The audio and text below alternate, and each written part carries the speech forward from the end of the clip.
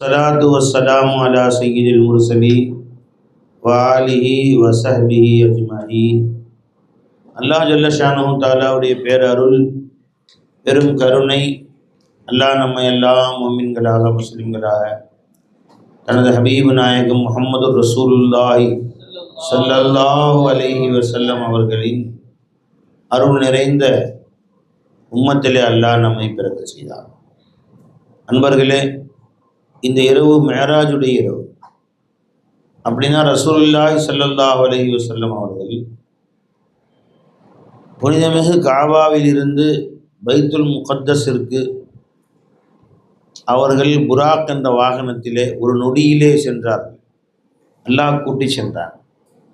அங்கே சென்று அவர்கள் 1,24,000 நபிமார்களும் அங்கே காத்திருந்தார்கள் பெருமானாருடைய வருகைக்காக. அவ்வளவு பேருக்கும் பெருமானார் ஸல்லல்லாஹு அலைஹி வஸல்லம் அவர்கள் இமாமாக இருந்து தொழ வைத்தார். அதன் பின்பு அல்லாஹு தஆலா அவர்களை 7 வானங்களை கடந்து அர்ஷ முஅல்லா வரை அழைத்து சென்றான். அங்கு சென்று அல்லாஹை கண்டு ரசித்தார்கள், அல்லாஹிடத்திலே பேசினார்கள், அல்லாஹ் கொடுத்த பரிசை வாங்கினார்கள், பூமிக்கு திரும்பினார்கள். இந்த செய்தி சுருக்கமாக இது இஸ்ரா மிஅராஜ் என்று சொல்லப்படும். இதன் படிப்பினைகள், இதனுடைய விளக்கங்கள், இதன் ஆன்மீக ரகசியங்கள் ஏராளம் இருக்கிறது. ஆனால் இந்த நேரத்திலே இங்கே மிகுதமாக சிறுவர்களும் தாய்மார்களும் இருக்கும் நேரத்தில் அவ்வளோ உயர்ந்த ஞான கருத்துக்களை இங்கே சொல்வதை விட அந்த மேராஜிலே நாம் பெற்ற நமக்கு கிடைத்த பலன்கள் என்ன என்பதை ஓரிரு வார்த்தைகளில் நான் சொல்லுகிறேன் கேளுங்கள். ரசூலுல்லாஹி ஸல்லல்லாஹு அலைஹி வஸல்லம் அவர்கள் அல்லாஹ் தஆலா எந்த நபிமார்களுக்கும் தராத ஒரு மிகப்பெரிய பொக்கிஷத்தை ரசூலுல்லாஹி ஸல்லல்லாஹு அலைஹி வஸல்லம் கொடுத்தான். மிகப்பெரிய பாக்கியத்தை அல்லாஹ் தஆலா கொடுத்தான். அல்லாஹ்வை சென்று நேரிலே சந்திக்கக்கூடிய இந்த உயர்ந்த பாக்கியத்தை அல்லாஹ் தஆலா கொடுத்தான். அப்போ ரசூல் ஸல்லல்லாஹு அலைஹி வஸல்லம் அவர்கள் அல்லாஹ்வை நேரிலே சந்தித்து விட்டு வந்தார்கள். அப்போ எல்லாருக்கும் ஆசை வருமா இல்லையா? பெருமானார் ஸல்லல்லாஹு அலைஹி வஸல்லம் அவருடைய உம்மத்தாகிய நமக்கும் ஆசை வருமா இல்லையா? வாப்பா சொல்கிறாரு, நான் இங்கேருந்து போய் தாஜ்மஹாலை பார்த்துட்டு வந்தேன்னு வீட்டை சொல்கிறார். இப்போ பிள்ளைங்க என்ன கேட்பாங்க? எங்களையும் கூட்டிகிட்டு போங்க அத்தா, நானும் வர்றோம்னு சொல்லுவாங்களா இல்லையா? இந்த பிள்ளைகள் நானும் கூட்டிகிட்டு போகிறேன், பாப்பா உம்ராவுக்கு போகிறேங்கிறார் பிள்ளைங்க, நானும் வர்றேன்னு சொல்லுவாங்க. கடத்தூருக்கு போகிறேங்கிறார் பிள்ளைங்க, நானும் வர்றேன், நீங்கள் மட்டும் பார்த்துட்டு வந்தீங்க, நானும் பார்க்குறேன்னு சொல்லுவாங்க. அதே மாதிரி பெருமானார் ஸல்லல்லாஹு அலைஹி வஸல்லம் அவர்களுக்கு அல்லாஹ் ஜல்ல ஷானஹு தஆலா இந்த உயர்ந்த பாக்கியத்தை கொடுத்தான். அவர்கள் இங்கிருந்து சென்று அல்லாஹ் ஜல்ல ஷானஹு தஆலாவை திருச்சி துணை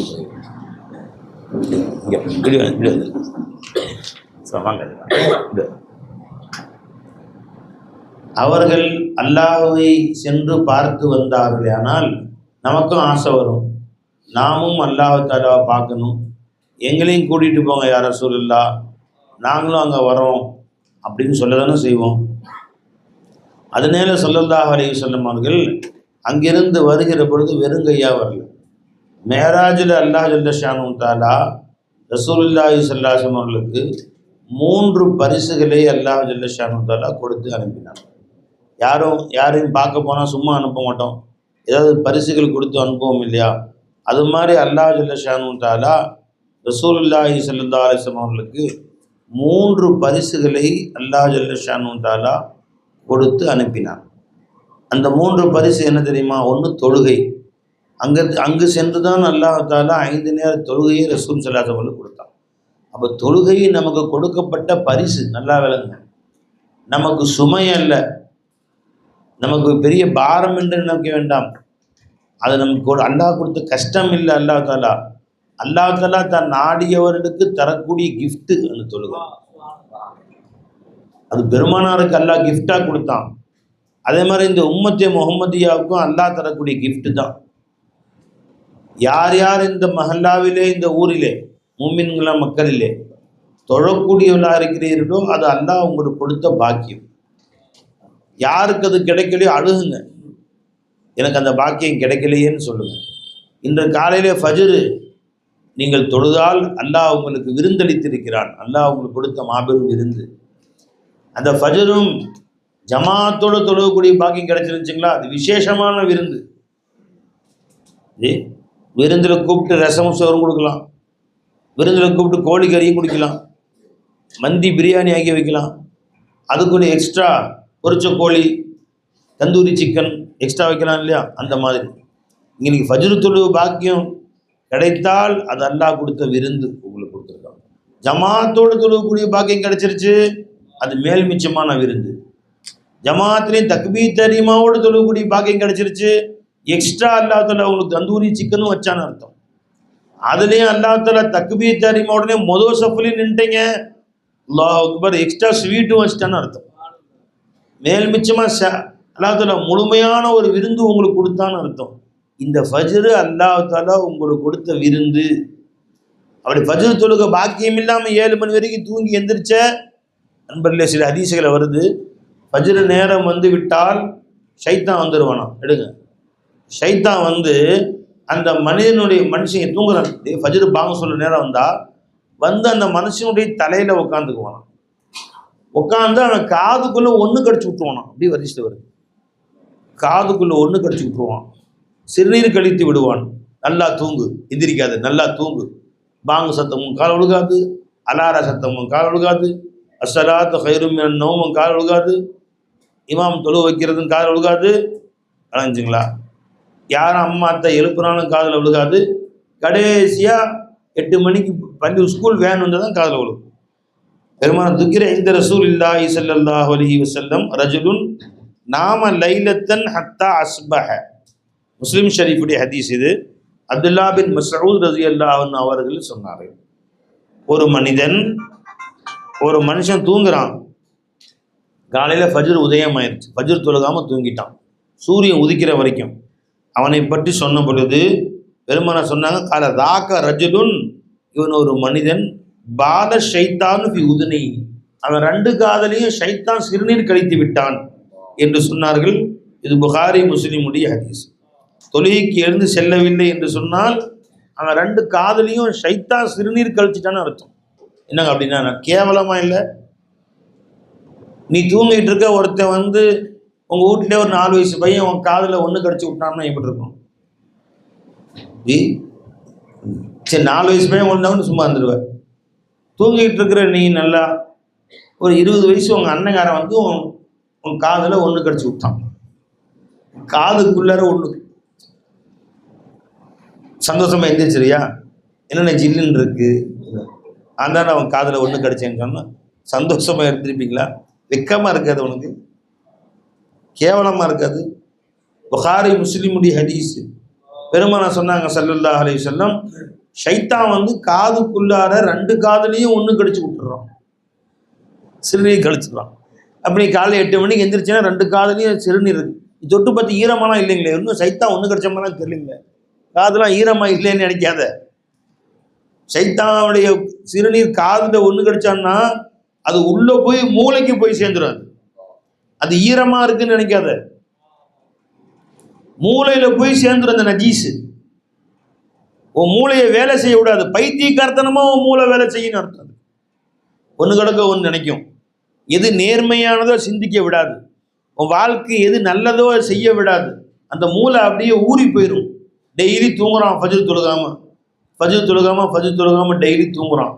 என்ன அவங்க அந்த சைத்தானுடைய பீஷாபில் ஊற வச்சா எப்படி இருக்கும்? ஊசி போயிடாது, மூளை கெட்டு போயிடும்னு அர்த்தம். என்னவா வடையை கொண்டு போய் சாம்பார் வடைன்னு பார்த்துருப்பீங்க, சாம்பாரில் ஊற வச்சா வடை டேஸ்ட்டாக இருக்குமா இல்லையா? சாம்பார் வடை சாப்பிட்றீங்களா? தயிர் வடை சாப்பிட்றீங்களா? தயிரில் ஊற வச்சா எப்படி இருக்கும் வடை? இல்லை வாசனமாக டேஸ்ட்டாக இருக்கும் இல்லையா? அந்த வடையை கொண்டு போய் மூத்திரத்தில் ஊற வச்சுட்டான் ஒருத்தன். மாட்டு மூத்திரம் ஒரு சங்கு, ஒரு கொட்டரா நிமிர பிடிச்சி அதில் ஊற வச்சுட்டான். வாசம் அடிக்குமா? அது என்ன செய்யுமா? வாசம் அடிக்குமா? கிட்ட கொண்டு போனால், மூக்கு கிட்ட கொண்டு போனால் நாற்று அடிக்கும். யாரா திங்க முடியுமா? அது யாருக்காவது உதவுமா? அதே மாதிரி சைத்தான் மூளையில் காதில் 2 காதுலையும் ஒன்று கடிச்சு மூளை பூரா ஊறிடும். அப்படியே சைத்தான் மூத்திரத்தில் ஊறிடும். பை புகாரி முஸ்லிமுடைய ஹதீஸ். நான் சொல்ல பெருமனே சொல்கிறாங்க. பாலஃபி உது நைஹி 2 காதுலையும் அடிச்சு விட்டுறானா வந்து நல்லா நினைஞ்சுங்களா. என்ன ஆகுங்க? மூளை, அந்த மூளை அப்படியே சிறுநீரில் ஊற வச்ச வடை மாதிரி, தயிர் வடை, அந்த சாம்பார் வடை மாதிரி மூளை ஊறிடும்.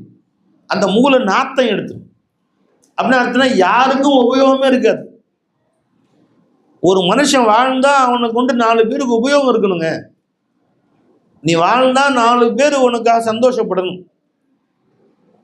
நீ செத்தா 4 பேர் அழுவணும். யாரு? உன் மஞ்சாதி அழுவா, ஐயோ இதுவரை சம்பாரிச்சு போட்டானே போயிட்டானே. உன் பிள்ளைங்க அழுவாங்க. துனியாவில் 4 பேர் சொல்லணும், அல்லா இந்த சிறந்த ஸ்ரீதேவி எனக்கு எவ்வளோ உதவியாக இருந்தார், எனக்கு மார்க்கம் கற்றுக் கொடுத்தாரு, எனக்கு தீனை கற்றுக் கொடுத்தாரு, நல்வழி காண்பித்தாரு, அவர் இல்லாட்டி நான் கெட்டு போயிருப்பேனே, எனக்கு நேர்வழி காமிச்சு கொடுத்தாரு, அந்த மாதிரி போயிட்டாரேன்னு உனக்கு துனியாவில் யாரும் ஆள் இருக்காங்களா யோசி. நீ யாருக்காவது உதவி செஞ்சிருக்கிறியா யோசி. அப்போ இவன் மூளை கெட்டு போச்சுன்னு அர்த்தம் என்னன்னா, அதுலேருந்து நல்ல விஷயங்களே வெளியே வராது, நாத்தம்தான் வரும். நீ உன் வாயிலையும் நாத்தம்தான் வரும். அதை நாத்தம்னா கெட்ட பேச்சு தான் வெளியே வரும். உன் செயல்களும் கெட்டு போய், இந்த மூளை தானே மெயின். மூளை கெட்ட என்ன ஆகுங்க? அந்த மூளையிலிருந்து வரக்கூடிய எல்லாமே கெட்டதான் வரும். உன் பார்வையும் கெட்ட பார்வை தான், கெட்டதான் பார்ப்பான். அவன் யாரும் நல்ல பார்வை பார்க்க மாட்டான். அவன் அப்படி பார்த்தான்னா அந்த பொருள் வீணாக போயிடும். சொல்கிறது இல்லையா? அவர் அப்படியே கடந்து போனாங்க, பிள்ளைய பார்த்தாரு, ஒரு சிரிப்பு சிரிச்சாரு, வந்தோன்னு பிள்ளை காய்ச்சல் வந்துருச்சு, கண்ணு போட்டு போயிட்டாரு. அது ஓதி பாருங்க, சொல்கிறாங்க இல்லையா? கண்ணு படுறது உண்மைதான். பெருமானா சொன்னாங்க, அல்ல ஐனு ஹக்குன், கண்ணு படுவது உண்மை என்று சொன்னார். அதை சொல்லுங்க, அல்ல ஐனு ஹக்குன் யஜ்அலுல் ஜமல ஃபில் கிதரி வர் ரஜுல ஃபில் கபர். அல்லாஹ் கவனிங்க தாய்மார்கள், அந்த கண்ணு படுறது நல்ல ஒட்டகத்துக்கு சீக்காக ஆகி அறுத்து சட்டியில போடுற மாதிரி ஆகிருமா.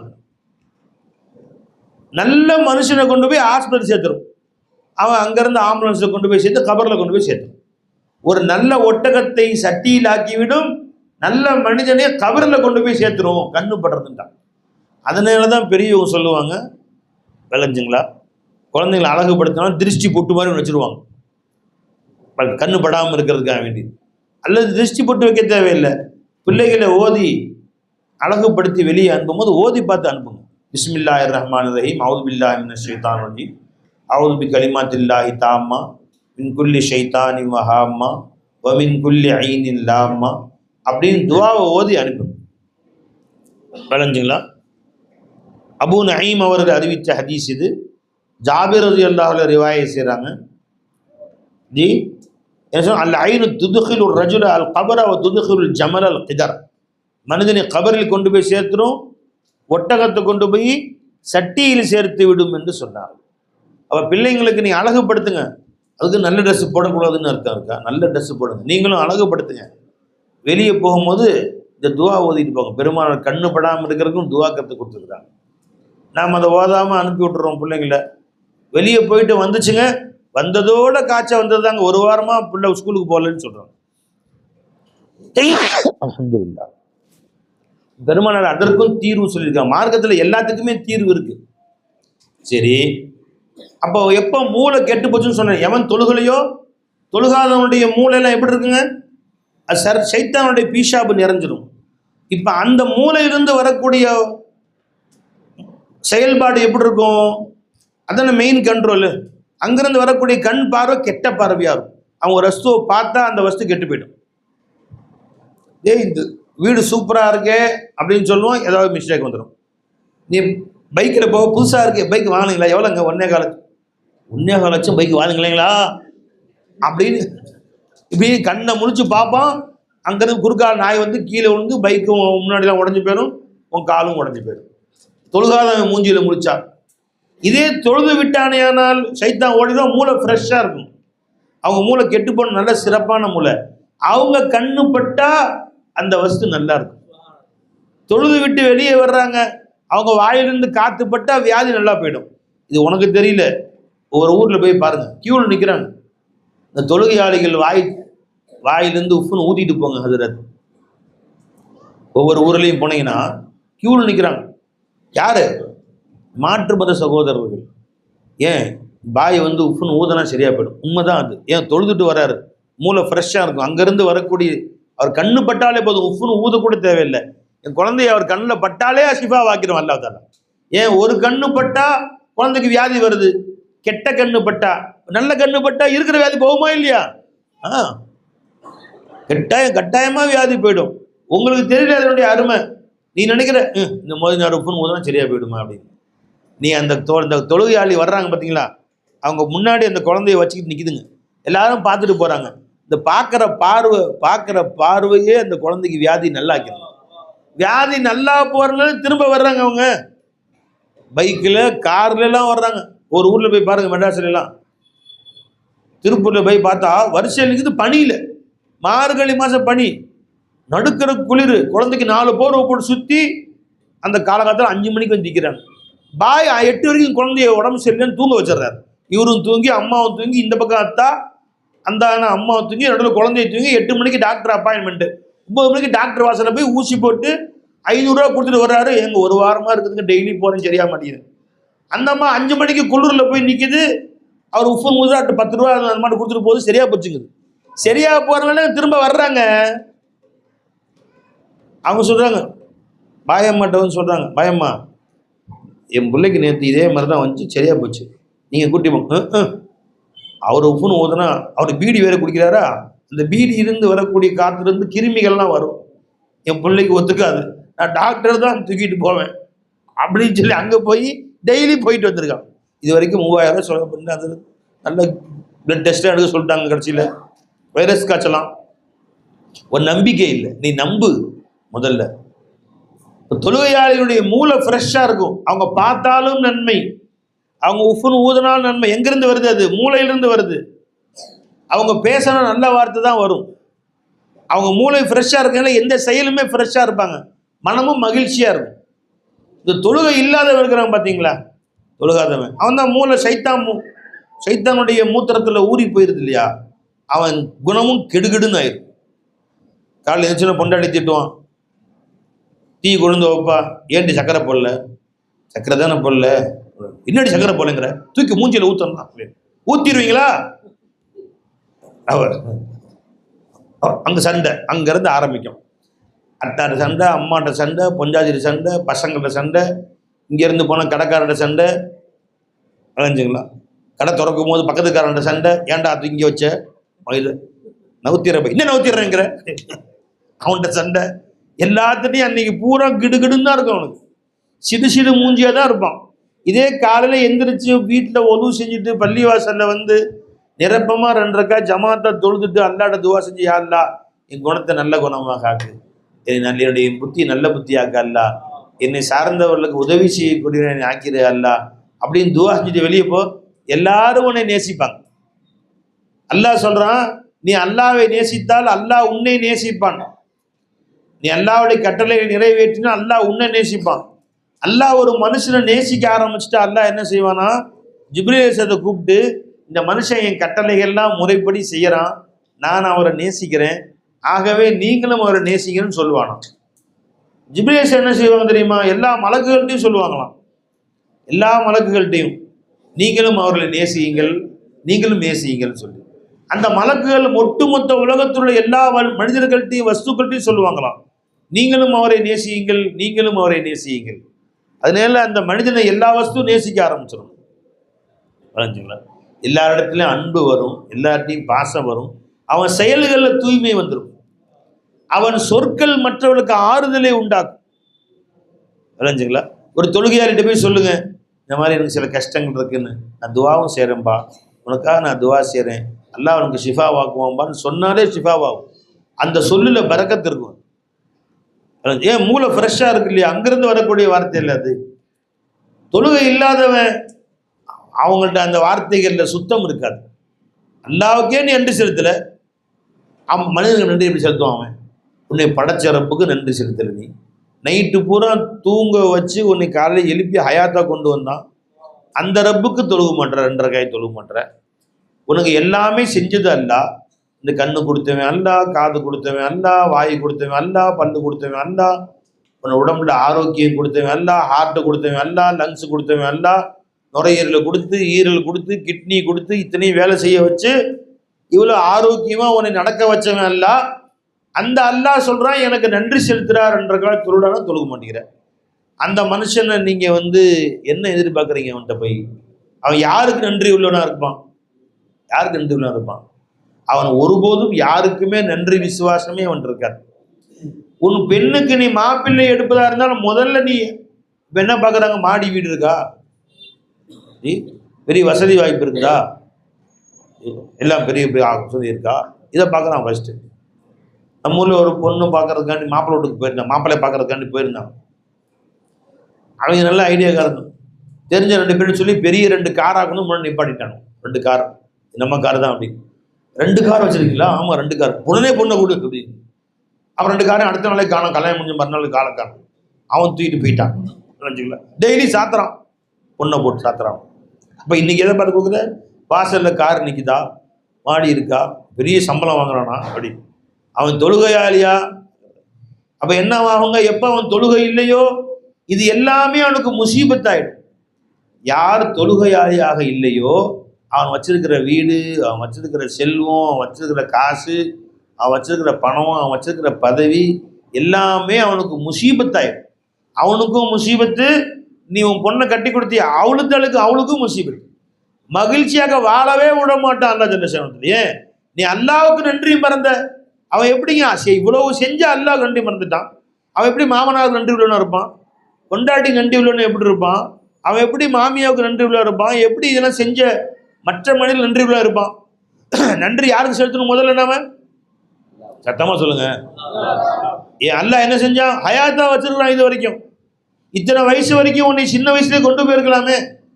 சின்ன வயசுல கொண்டு போய் கபரில் வைக்காம இத்தனை வயசு வாழ வச்சான் அல்லாஹ் தஆலா.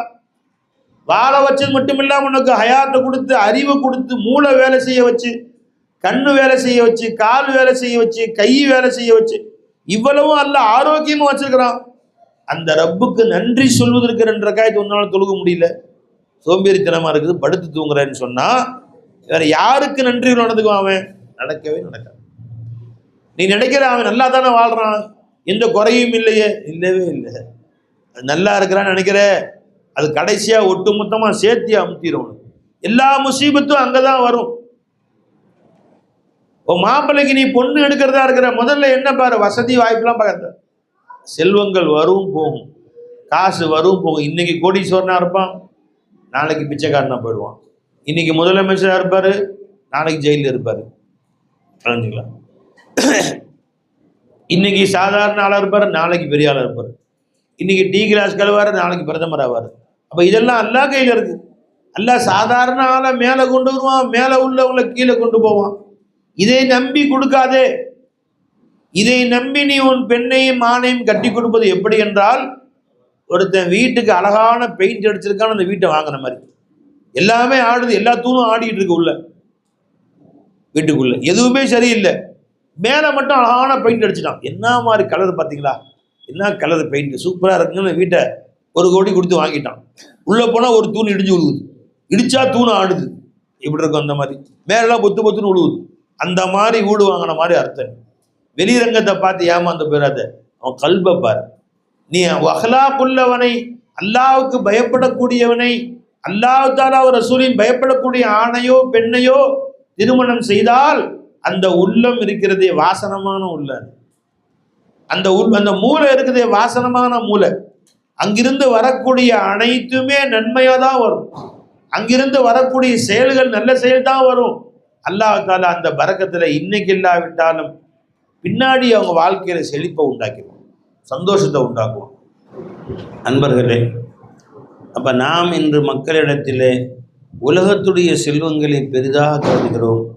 ஆனால் அல்லாஹ் ஜல்லஷானு தஆலா கொடுத்த கிஃப்ட்டு, அல்லாஹ் ஒருத்தனுக்கு கொடுத்துருக்கிற பெரிய கிஃப்ட் தொழுகை இருக்கிறது, குர்ஆன் ஓதக்கூடியது, நல் ஒழுக்கங்கள் இருக்கிறது. இந்த வீடுகள் மாட மாளிகைகளை விட பெருசு. ஒரு ஹதீஸில் பெருமானார் சொல்கிறாங்க, நீங்கள் ரக்காத்தையில் ஃபஜ்ருடைய முந்திய சுன்னத் 2 ரக்காத் இருக்குல்ல, இது ஹைரம் மின துனியா வ மா ஃபீஹா, இந்த உலகம் இந்த உலகத்துள்ள எல்லா செல்வங்களை விட பெருசுன்றான். 2 ரக்காத்து ஃபரது சொல்லலை, ஃபரது அதோட பெருசு. அந்த ஃபரதுக்கு முன்னால் தொழக்கூடிய 2 ரக்காத்து சுன்னத் இருக்கிறது, அது ஹைரும் மின துனியா வ மாஃபியா, இந்த ஒட்டுமொத்த துனியாவை விட, துனியாவில் உள்ள அனைத்து பொருட்களை விட மேலானதுன்னு சொன்னாங்க ஸல்லல்லாஹு அலைஹி வஸல்லம். அதனால நம்முடைய பிள்ளைகளுக்கு அதனுடைய முக்கியத்துவத்தை சொல்லிக் கொடுக்கும். அன்பர்களே, வசதி வாய்ப்பு காசு பணத்தை மட்டும் பெருசாக நினைக்காதீங்க. இது ஒரு ஏழை ஒரு வசதியான குடும்பத்துடைய பெண் இருந்தாங்க. அவங்களுக்கு நான் சொன்னேன், ஒரு அகலாக்கான நல் ஒழுக்கம் உள்ள ஒரு பையனை கல்யாணம் முடிச்சு வைங்க. மார்க்கப்பட்டுள்ள மாப்பிள்ளை, தொழுகையாளியான மாப்பிள்ளைய அதே நேரத்தை குர்ஆன் ஓத நல்ல மாப்பிள்ளையை கல்யாணம் முடிச்சு வைங்கன்னு சொன்னேன். அவங்க சொந்தக்காரர்கள் ஒரு மாப்பிள்ளை இருந்தார், அவரை முடிச்சு வைங்கன்னு நான் சொன்னேன். அவங்க சொன்னாங்க, ஏழை, அவர் சொந்தமாக வீடு கூட இல்லை, நான் என்ன கல்யாணம் முடிச்சு வைக்கிறது அவங்கள அப்படின்னா. நான் சொன்னேன், பிள்ளைக்கு என்ன நியத்து வச்சுருக்கீங்க? 70 பவுன் 80 பவுன் நகை போடலாம். அல்லாஹ் அக்பர். 70 பவுன் 50 பவுன் நகைக்கு இன்றைக்கி 5 காரு வாங்கலாம். 50 பவுன் நகை இருந்துச்சுன்னா நீ 5 காரு வாங்கி அந்த பையன்கிட்ட ஒப்படைத்தால், அந்த பையன் அந்த காரை வச்சு ஒரு கேப்ஸ் ஆரம்பித்து 4 பேரை வச்சு அவன் கோடீஸ்வரனாக ஆயிடுவான். உங்கள் பிள்ளைகளையும் அஹ்லாக்காக பார்த்துக்குவான். இல்லை எங்களுக்கு மாடி வீடு, சொந்த வீடு, பங்களா, கார், அந்த மாதிரி இருக்கிற இடத்துல பொண்ணு கட்டுவோம். பிரம்மாண்டமான கல்யாண மண்டபம் பிடிச்சி பிரம்மாண்டமாக கல்யாணம் நடத்தி நாங்கள் யாருன்னு எங்களுடைய கெத்தை நாங்கள் காட்ட வேணாமான்றாங்க. செஞ்சுக்குங்க. கல்யாணம் முடிஞ்சு பொண்ணு வீட்டுக்கு போனாங்க. டெய்லி 60 பொண்ணு. இப்போ ஒரு நாள் கூட எனக்கு நிம்மதியாக இங்கே வாழ முடியல, ஒரு நாள் கூட என்னால் சந்தோஷமாக வாழ முடியல, டெய்லி அழுகுது, டெய்லி அவங்க குடும்பப்படுத்துகிறாங்கன்னு சொல்கிறாங்க. அன்பர்களே, ஏன்னா அஹ்லாக் இருக்காது. யாரிடத்தில் அல்லாவுக்கே நன்றி கெட்டவனாக இருக்கிறானோ, எவன் தொழுகிறதே இல்லை, தன்னை படைச்ச ரப்பு, எனக்கு சோறு போடக்கூடிய ரப்பு, எனக்கு ராசிக்கான ரப்பு, வாழ வைக்கிற அல்லாவுக்கே நன்றி கெட்ட பயலாக இருக்கிறானோ, இன்னல் இன்சான் அலி ரப்பிஹி லகனூத், நிச்சயமாக இந்த மனிதன் தன் ரப்புக்கு நன்றி கெட்ட மனிதனாக இருக்கிறான் அப்படின்னு சொல்றான். அப்படி தன் ரப்புக்கு நன்றி கெட்ட மனிதனாக இருக்கிறானோ, அவன் எப்படி மற்றவர்களுக்கு நன்றி உள்ளவனாக இருப்பான்? அல்லாவுக்கே நன்றி செலுத்தலைங்கும் போது அவன் எப்படி அண்ணன் தம்பிக்கு நன்றி உள்ளவனாக இருப்பான்? பெத்த தாய் தந்தைக்கு எப்படி நன்றி உள்ளவனாக இருப்பான்? தன் தாய் தந்தையும் மதிக்க மாட்டான். அவன் தாயை மதிக்காத எப்படி மாமியாவை மதிப்பான்? தகப்பனையும் மதிக்க மாட்டான், அவன் எப்படி மாமனாரை மதிப்பான்? அண்ணன் தம்பியும் மதிக்க மாட்டான்.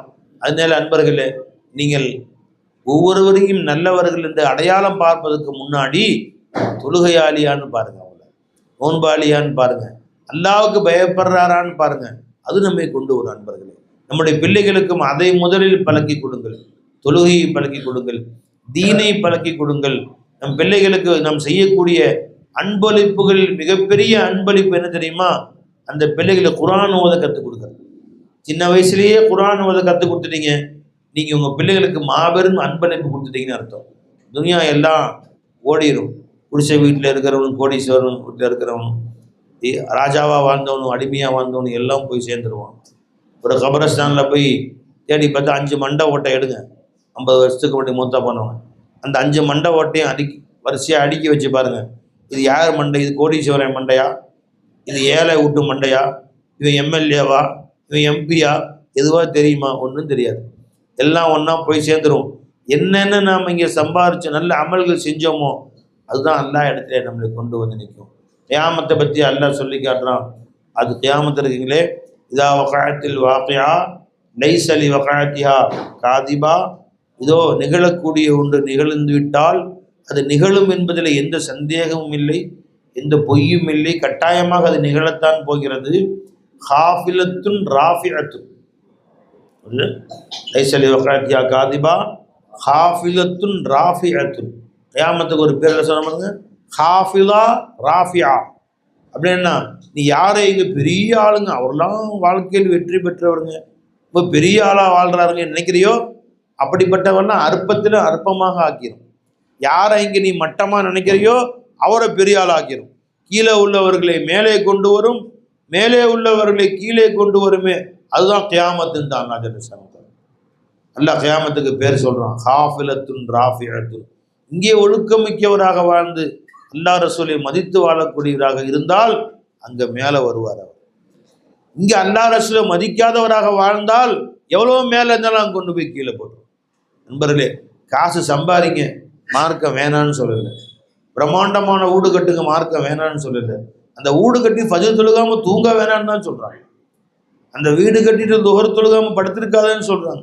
5 நேரம் அந்த வீட்டை அல்லாவுடைய ரஹ்மானுடைய இல்லமாக்கிது. ஷைத்தானுடைய இல்லமாக்காத, மன்சுலு ஷைத்தானாக ஆக்காத, மன்சுலு ரஹ்மான் ஆக்கிரு. ஷைத்தான் குடியிருக்கும் இல்லமானி ஆக்கிறாத, ரஹ்மானும் குடியிருக்கும் இல்லமானி ஆக்கு. உனக்கு கடை வைக்க வேணும்னு மார்க்கம் சொல்லுதா?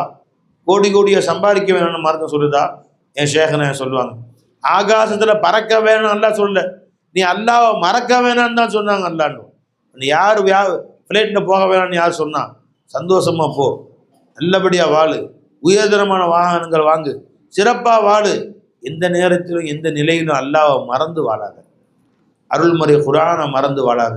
நண்பர்களே, அதுதான் நமக்கு சொல்லி காட்டுறாங்க. ஹஜ்ரத் கபிலா சொல்லி காமிச்சாங்க.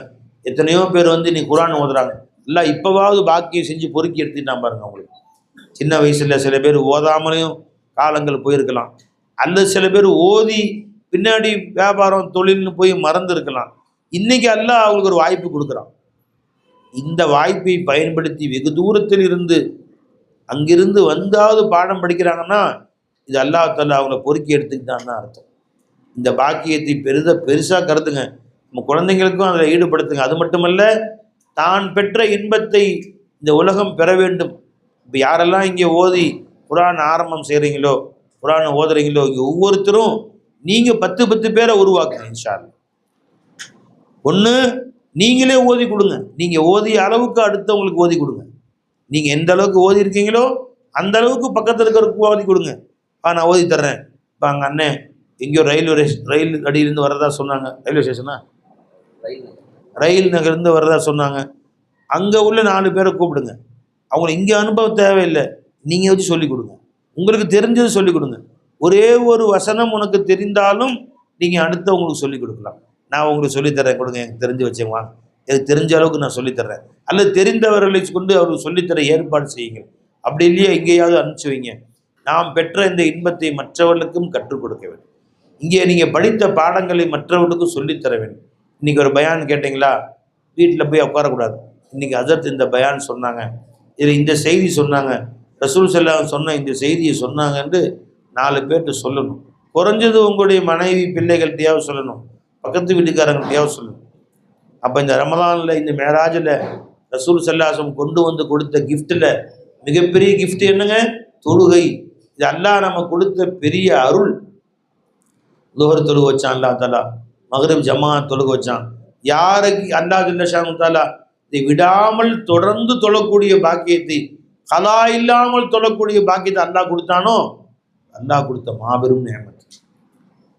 15-13 வயசானா இன்னைக்கு பிள்ளைங்க, ஆண் பிள்ளைகளும் பெண் பிள்ளைகளும் பெருசாயிடுறாங்க. 13 வயசுலேருந்து விடாமல் மூத்து வரைக்கும் தொழுகை கடமையாயிரும். ஒரு தொழுகையோ ஒரு நோம்போ விட்டால் அதை கலா செய்யணும், திரும்ப தொழுதுறணும் அல்லாஹ்வுடைய ஃபضலை கொண்டு. விளஞ்சா இல்லைங்களா? யார் அந்த மாதிரி 13 வயசுலேருந்து அவர்கள் பெரிய ஏஜ் வந்ததுலேருந்து மௌத்து வரைக்கும் இன்ன வரைக்கும் ஒரு தொழுகை கூட விடாமல் தொழுகிறாங்களோ அவங்களுக்கு மார்க்கத்தில் சாஹிபு தர்த்தீப்னு சொல்லுவாங்க. சாஹிபு தர்த்தீப்னா விடாமல், இதுவரை விடாமல் தொழக்கூடியவர். தொழுகை விட்டுச்சுன்னா கலா செஞ்சிடணும். இப்போ ஒருத்தருக்கு நான் 1 மாதம் தொழுகலை, உடம்பு சரியில்லாமல் இருந்தேன், நல்லா ஆனால் பின்னாடி அந்த 1 மாதம் தொழுகை எடுத்து தொழுதுறணும். புரிஞ்சுங்களா? அந்த மாதிரி விடாமல் தொழுகை ஒரு நாள் கூட விடாமல் தொழுகைகளுக்கு பேர் என்ன சொல்லுவாங்க மார்க்கத்தில்? சாஹிபு தொழுகை இது வரைக்கும் விடலை அப்படின்னு சொல்லி. நீங்கள் யாராவது கைத்துங்க, யார் அந்த மாதிரி இருக்குதுங்க, இது வரைக்கும் தொழுகை விடவே இல்லை, என் சின்ன வயசு 13 வயசுலேருந்து பாலியானதுலேருந்து இது வரைக்கும் ஒரு தொழுகை கூட நான் விடலைன்னு யாராவது கைத்துக்கு பார்ப்போம். யாராவது சொல்லுங்களேன். இல்லை வெக்கமாக சொல்ல மாட்டேங்கிறீங்களா? தூக்குப்பா, வெக்கமெல்லாம் தூக்குங்க. 1 2 3 பேர் அல்லாஹ்வுடைய ஃபர்ஸுக்கு நான் 1 4 பேர் சொல்லுங்க. இது அல்லாஹ் எனக்கு கொடுத்த கிஃப்ட்டுன்னு நான் சொல்கிறேன். நான் என்னை பெருமைக்கான்னு சொல்லிக்கல, ஏன்னா எங்கள் தகப்பனாருடைய பயம், அல்லாஹ்வுக்கு பயந்து நாங்கள் தொழுதோம்னு சொல்ல முடியாது. சின்ன வயசில் எங்கள் வாப்பாவுக்கு பயந்து தொழுதோம். 13 வயசுலாம் என்ன, இந்த மாதிரி வயசுலாம் நாங்கள் தொழுகாமல் தூங்கிட்டோம், அல்லது வெளியே விளையாண்டுருந்தோம், அசர் தொழுகாமல் வீட்டுக்குள்ளே வந்தோம், தொழுதையா? எப்படி எங்கே இருந்தாலும் தொழுதையா கேட்குறோம். இல்லையா அசா தடி வச்சுருப்பாங்க கையில், அடிக்கிற தடி, ஒரே அடி தான். கை ஊண்டி நடப்பாங்க அவங்க, கால் பிரச்சனை, கை தடி வச்சுருப்பாங்க, அதில் தான் அடி.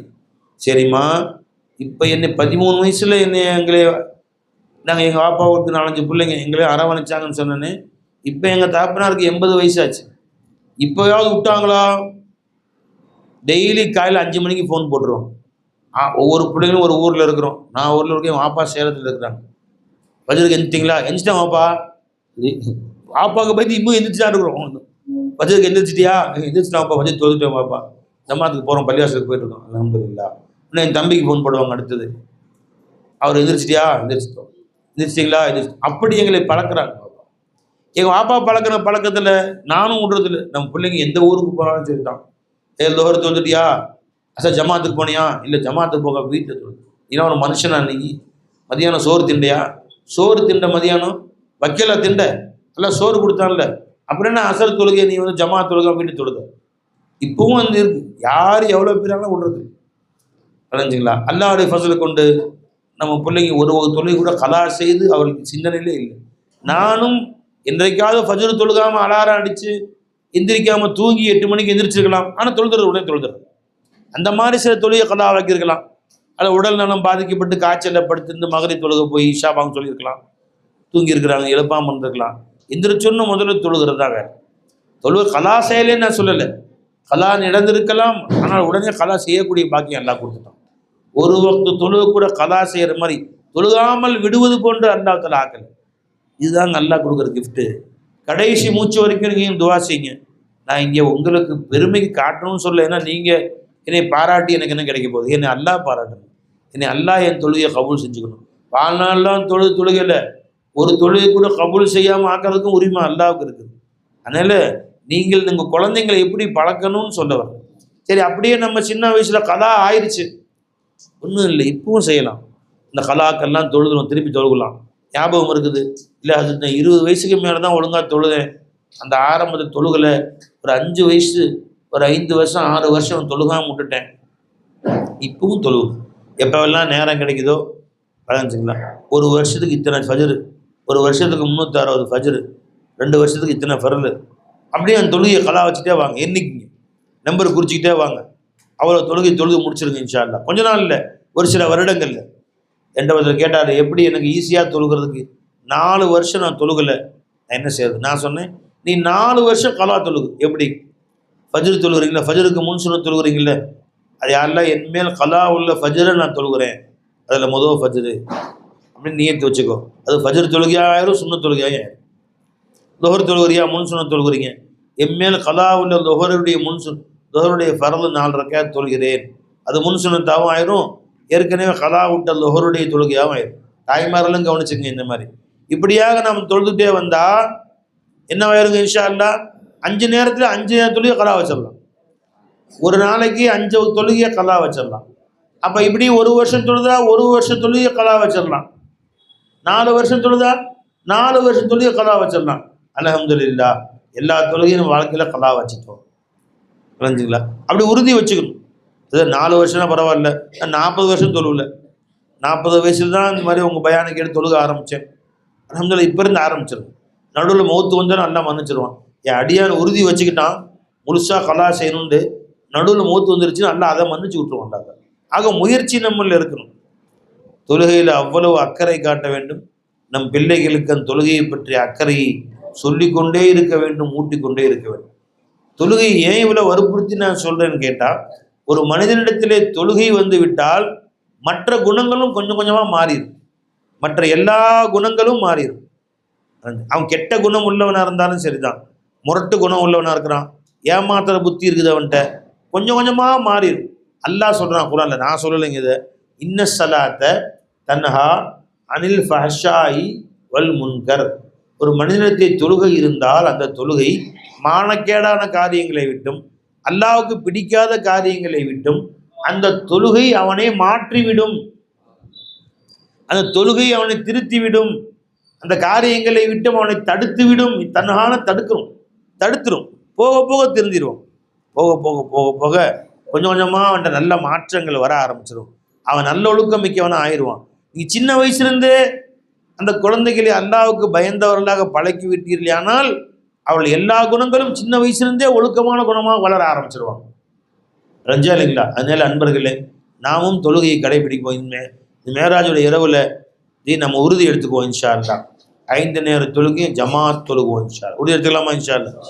நம்முடைய பிள்ளைகளையும் ஜமாத்தா தொழுக பழக்குவோம் இன்ஷா அல்லாஹ். சொல்லுங்க எல்லாரும்.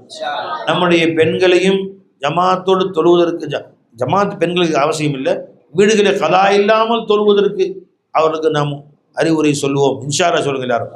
அதே மாதிரி இங்கே உள்ள தாய்மார்கள், என் குழந்தைகளை என் வீட்டுக்காரரை நான் தொழுகைக்கு அனுப்பிடுவேன், காலையில் எந்திரிச்சு தொழுதுட்டு வாங்க அப்படின்னு சொல்லி அவர்களை நான் தொழுகைக்கு எழுப்பி அனுப்புவேன் என்று உறுதி எடுத்துக்கொள்ளுங்க. சொல்லாம இன்ஷா அல்லாஹ்.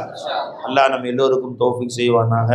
அல்லாஹ் தஆலா நம்ம அனைவரின் தொழுகையாளியாக ஆக்குவானாக. பெருமானார் நமக்கு மிஅராஜிலே கொண்டு வந்த அந்த பொக்கிஷமாகிய தொழுகையை நம்முடைய வாழ்நாளெல்லாம் தொழுது அந்த தொழுகை அல்லாஹ் கொடுத்த கிஃப்டை நாம் பெற்றுக்கொண்டு அல்லாஹ் முன்னால் ரசூலின் முன்னால் போய் நிற்பதற்கு அல்லாஹ் தௌஃபீக் செய்வானாக. அஸ்ஸலாமு அலைக்கும் வரஹ்மத்துல்லாஹி வபரகாத்துஹு.